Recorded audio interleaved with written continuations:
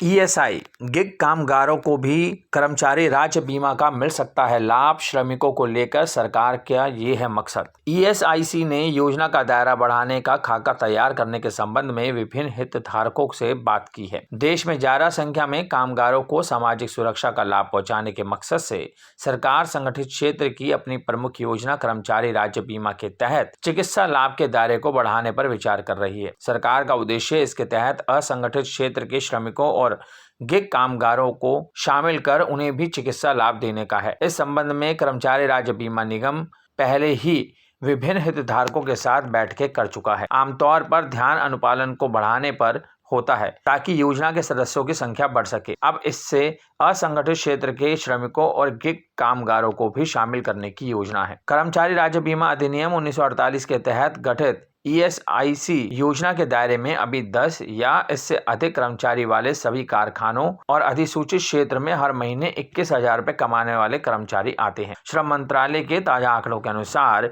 ESI योजना 36 राज्यों केंद्र शासित प्रदेशों के 611 जिलों में लागू है, जहां 161 अस्पतालों और 1547 डिस्पेंसरियों के नेटवर्क के जरिए कुल 3.72 करोड़ बीमित लोगों के साथ 12 करोड़ लाभार्थियों को सामाजिक सुरक्षा का लाभ दिया जा रहा है। सेफ इन इंडिया फाउंडेशन के सह संस्थापक संदीप सचदेवा ने कहा कि ईएसआईसी को असंगठित क्षेत्र और गिग कामगारों को योजना का लाभ देते समय नकारात्मक जोखिम के प्रबंधन पर सतर्क रहना होगा ताकि उनकी सेवा की गुणवत्ता आगे और खराब ना हो। उन्होंने कहा कि हमें असंगठित क्षेत्र और गिग अर्थव्यवस्था के श्रमिकों के लिए सामाजिक सुरक्षा को बेहतर बनाने की जरूरत है, लेकिन जब तक कामगारों के नए समूह को बीमा प्रीमियम के रूप में वेतन के 4% की मौजूदा दर पर योजना में शामिल नहीं किया जाता है, तब तक उनके नियोक्ता या सरकार द्वारा योगदान किया जाए, क्योंकि बीते वर्षों में तथा भविष्य में मौजूदा ग्राहकों के संचित अंशदान का उपयोग करने से असंगठित क्षेत्र के नए शामिल कर्मचारियों को सब्सिडी लाभ देने में खत्म हो सकता है, जो पूरी तरह से अनुचित होगा।